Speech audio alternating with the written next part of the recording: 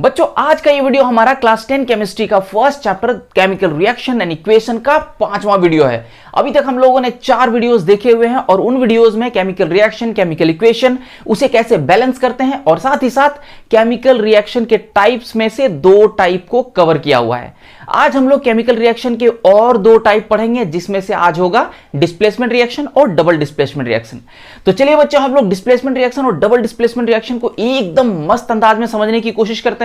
तो बच्चों, मैं हूं आपका दोस्त अभिषेक और स्वागत करते हैं आपके अपने चैनल द नॉलेज आइलैंड में।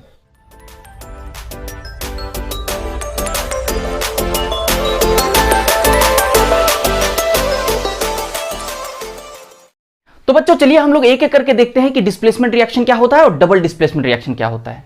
तो बच्चे, डिस्प्लेसमेंट का मतलब होता है प्लेस को चेंज करना, यानी कि जब कोई ऑब्जेक्ट एक प्लेस से चेंज होकर दूसरे प्लेस में चले जाएगा तो कहेंगे कि उस ऑब्जेक्ट ने डिस्प्लेसमेंट दिखाया है, यानी कि उस ऑब्जेक्ट का डिस्प्लेसमेंट हो गया।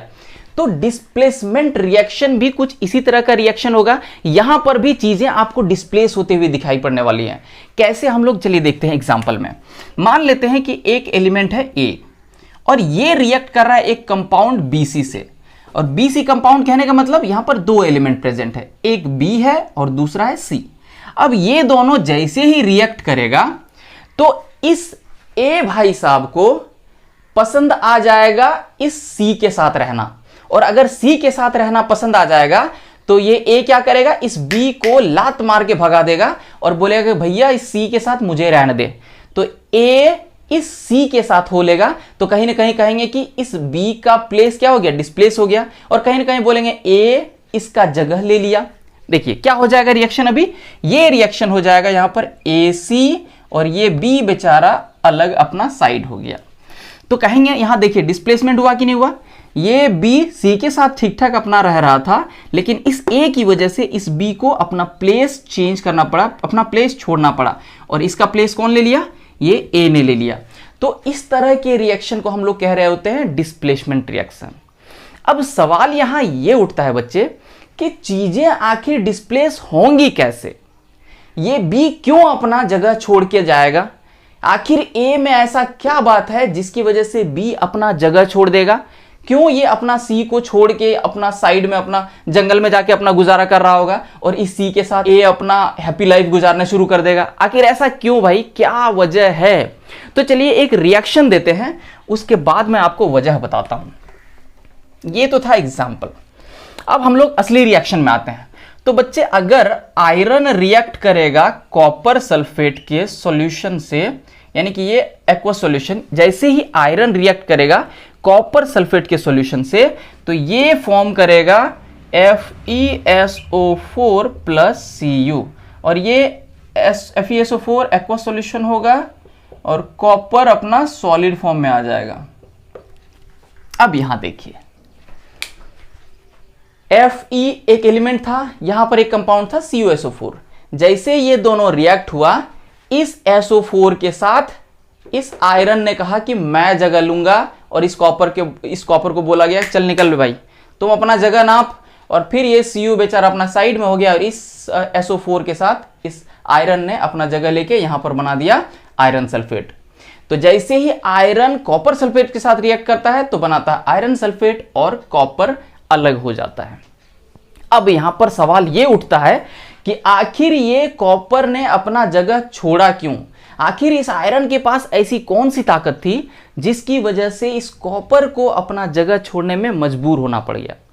तो बच्चे, इसके लिए हम लोगों ने एक पढ़ा हुआ है रिएक्टिविटी सीरीज। यदि रिएक्टिविटी सीरीज में कहेंगे कि कॉपर से Fe यदि ज्यादा रिएक्टिव होगा तो ये इसको डिस्प्लेस करने में सक्षम हो जाएगा। क्या बोला मैंने, यदि कॉपर से ज्यादा रिएक्टिव Fe निकला तो ये इस कॉपर को लात मार के भगा सकता है, लेकिन यदि इस कॉपर से Fe कमजोर रहेगा तो इसे डिस्प्लेस नहीं कर पाएगा और फिर रिएक्शन ही नहीं होगा।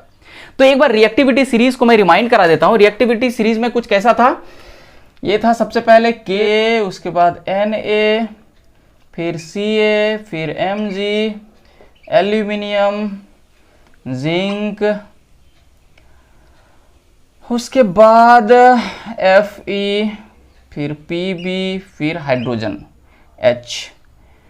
इसके बाद आगे बढ़ते हैं, hydrogen, copper, Hg, Ag, Au and Pt। ये रहा अपना रिएक्टिविटी सीरीज।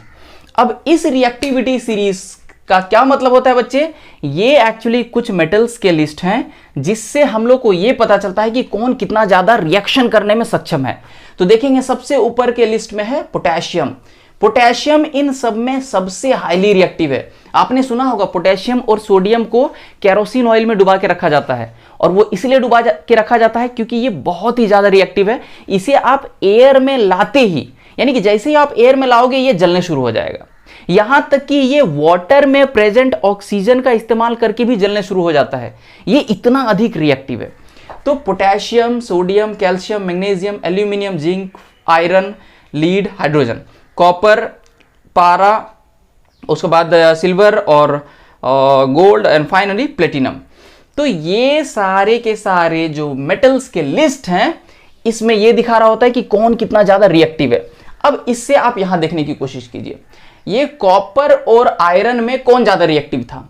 ऑब्वियसली जो सबसे ऊपर में रहेगा वो ज्यादा रिएक्टिव होगा, और जो नीचे में रहेगा वो कम रिएक्टिव होगा। तो यहां जो आयरन है ये कॉपर से ऊपर है, यानी कि ये ज्यादा रिएक्टिव है कंपैरिजन टू कॉपर। इसीलिए ये आयरन इस कॉपर को आसानी से डिस्प्लेस कर दिया और इसका जगह ले लिया।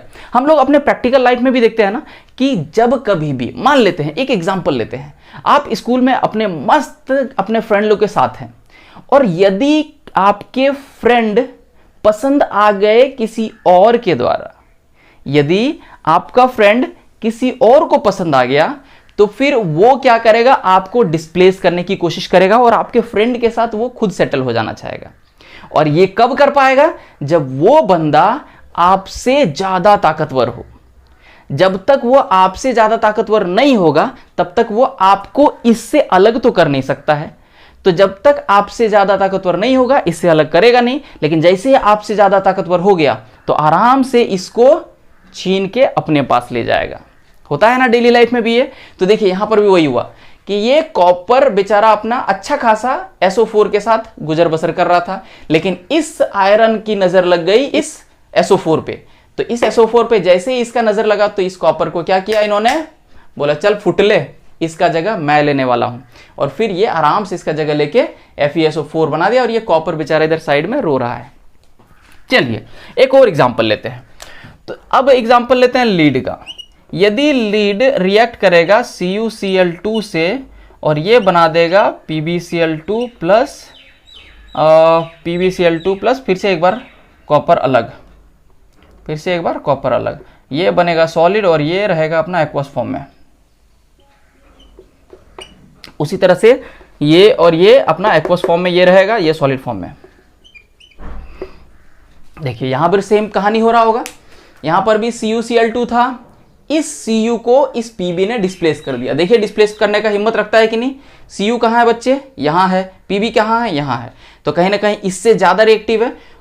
ऊपर से ज्यादा से कम होता जाएगा रिएक्टिविटी, यानी कि सबसे अधिक पोटेशियम का, फिर सोडियम का, फिर कैल्शियम का, इस तरह से, और सबसे कम प्लेटिनम का। आपने सुना होगा प्लेटिनम एकदम नाम मात्र का रिएक्शन करता है, लगभग नहीं के बराबर। तो इसमें जो ऊपर होगा और नीचे वाले जो होंगे, ऊपर वाले नीचे वाले को आसानी से डिस्प्लेस कर सकता है। तो यहां पर आपने दो रिएक्शन देखा। एक और लास्ट रिएक्शन हम लोग देख लेते हैं, और ये ले लेते हैं Zn का।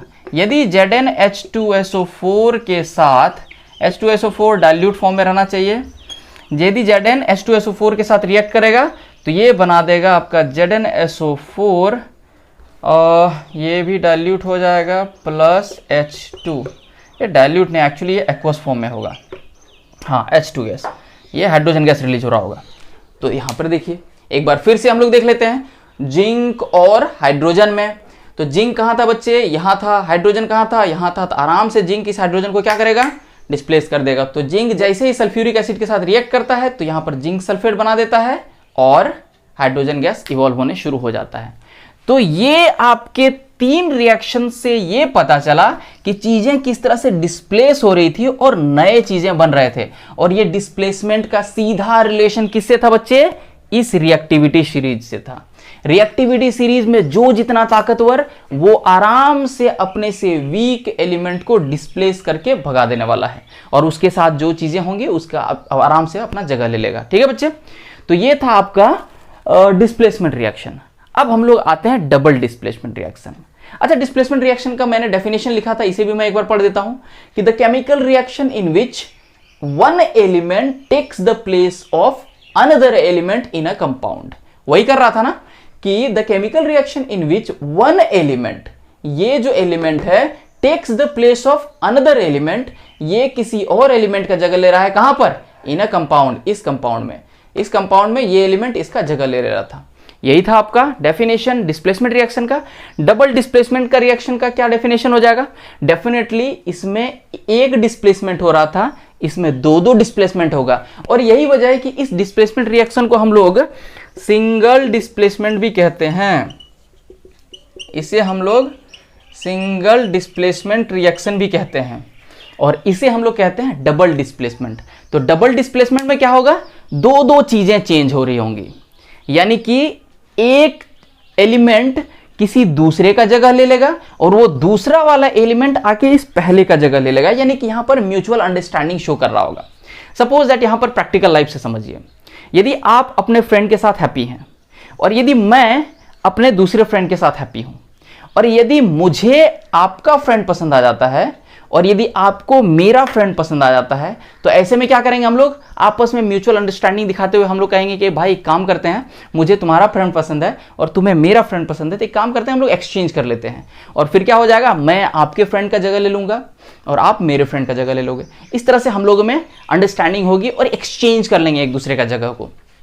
यहां पर भी कुछ वैसे ही होने वाला होगा। देखिए डेफिनेशन क्या कह रहा है? The reaction in which two compounds react to form two other compounds by mutual exchange of atoms और ग्रुप ऑफ एटम्स। एक बार फिर से हम लोग पहले इस तरह वाला एग्जांपल ले लेते हैं। सपोज दैट ए बी एक कंपाउंड है और ये रिएक्ट कर रहा है सी डी एक दूसरे कंपाउंड से। तो ए बी कंपाउंड में दो एलिमेंट, एक एलिमेंट ए दूसरा element B. C D compound में दो एलिमेंट, एक एलिमेंट सी और दूसरा एलिमेंट डी। जैसे ये दोनों में रिएक्शन होगा तो क्या करेगा? ये ए और ये सी एक दूसरे का जगह को इंटरचेंज कर लेगा। ये बोलेगा कि मुझे डी के साथ रहना है, ये सी बोलेगा मुझे बी के साथ रहना है। दोनों के बीच में क्या होगा? म्यूचुअल अंडरस्टैंडिंग होगी और दोनों ही एक दूसरे का प्लेस ले लेगा और रिएक्शन कुछ इस तरह से हो जाएगा। ये ए कहाँ चला जाएगा? डी के साथ, यानी कि ए डी हो जाएगा और ये बी कहाँ जाएगा? इस, और ये सी कहाँ जाएगा? ये बी के साथ, यानी कि हो जाएगा यहाँ पर सी बी। ये चीज आपको देखने को मिलेगा। ठीक है बच्चे, तो यहां इस तरह के रिएक्शन को हम लोग कह रहे होंगे डबल डिस्प्लेसमेंट। क्यों? क्योंकि यहां दो चीजें डिस्प्लेस हो रही थी। यहां पर ए भी डिस्प्लेस हो रहा था और यहां पर सी भी डिस्प्लेस हो रहा था। तो इसीलिए इस तरह के रिएक्शन को कहते हैं हम लोग डबल डिस्प्लेसमेंट रिएक्शन। चलिए हम लोग इसी तरह से हम लोग एग्जाम्पल ले लेते हैं, इसको रहने ही देते हैं, जगह काफी है। सबसे पहला, अगर सोडियम सल्फेट यदि रिएक्ट होगा बेरियम क्लोराइड से, सोडियम सल्फेट एक्वस फॉर्म में रहेगा और बेरियम क्लोराइड भी एक्वस फॉर्म में रहेगा, और ये चीजें जब रिएक्ट होंगी तो देखिए यहां पर फिर क्या होगा? ये सोडियम जगह ले लेगा इस क्लोरीन के साथ, यानी कि इस बी ए को क्या बोलेगा? बेरियम को बोलेगा मेरा जगह ले ले भाई, और सोडियम इसका जगह ले लेगा। तो बना देगा यहां पर NaCl प्लस BaSO4, और ये NaCl जो होगा ये हो जाएगा एक्वस फॉर्म में और BaSO4 प्रेसिपिटेट के फॉर्म में रह जाएगा वहीं। अब प्रेसिपिटेट क्या होता है ये समझ लीजिए। प्रेसिपिटेट एक ऐसे इनसॉल्युबल सब्सटेंस को कहते हैं जो सॉल्यूशन में घुलते नहीं है और वहीं पर सॉल्यूशन में साफ साफ सॉलिड फॉर्म में आपको देखने को मिलते हैं। तो जब कभी ये सोडियम सल्फेट रिएक्ट कर रहा होगा बेरियम क्लोराइड के साथ, तो ये रिएक्शन के बाद आपको मिलेगा NaCl और साथ ही साथ BaSO4 यानी कि बेरियम सल्फेट आपको वहां पर प्रेसिपिटेट के फॉर्म में देखने को मिलेगा। तो यहां पर मैंने ये जो उल्टा एरो मारा है ये क्या है बच्चे? प्रेसिपिटेट को दिखा रहा होता है। सीधा एरो क्या दिखा रहा होता है? ऊपर की तरफ इवोल्यूशन ऑफ गैस को दिखा रहा होता है। तो मैंने बताया है कि ये जो सिंबल्स होते हैं ये सिंबल्स क्या चीज दिखा रहा होता है? रिएक्शन को ज्यादा इंफॉर्मेटिव बना रहा होता है। ये रिएक्शन के बारे में ज्यादा से ज्यादा इंफॉर्मेशन दे रहे होते हैं। तो पहला रिएक्शन में आपने देख लिया कि किस तरह से डबल डिस्प्लेसमेंट हो रहा था। ये सोडियम इस क्लोरीन के साथ हो लिया और ये बेरियम इस सल्फेट के साथ हो लिया। देख लीजिए यहां पर, ये सोडियम क्लोरीन के साथ और ये सल्फेट के साथ बेरियम। इस तरह के रिएक्शन को हम लोग कह रहे होते हैं डबल डिस्प्लेसमेंट रिएक्शन। और ये भी कहीं ना कहीं इसी के साथ था, तो इसमें ये उतना ज्यादा काम नहीं आ रहा होता है। ये एक्चुअली रिएक्टिविटी सीरीज इसमें ज्यादा कारगर होता है। अब आते हैं अगले एग्जाम्पल की तरफ।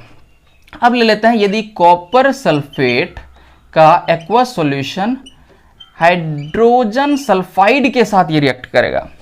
हाइड्रोजन सल्फाइड भी एक्वस सॉल्यूशन के फॉर्म में है, तो बना देगा कॉपर सल्फाइड एक्वस फॉर्म में और बनाएगा H2SO4। H2SO4 copper sulphide aqueous form में नहीं होगा, कॉपर सल्फाइड आपका प्रेसिपिटेट के फॉर्म में होगा।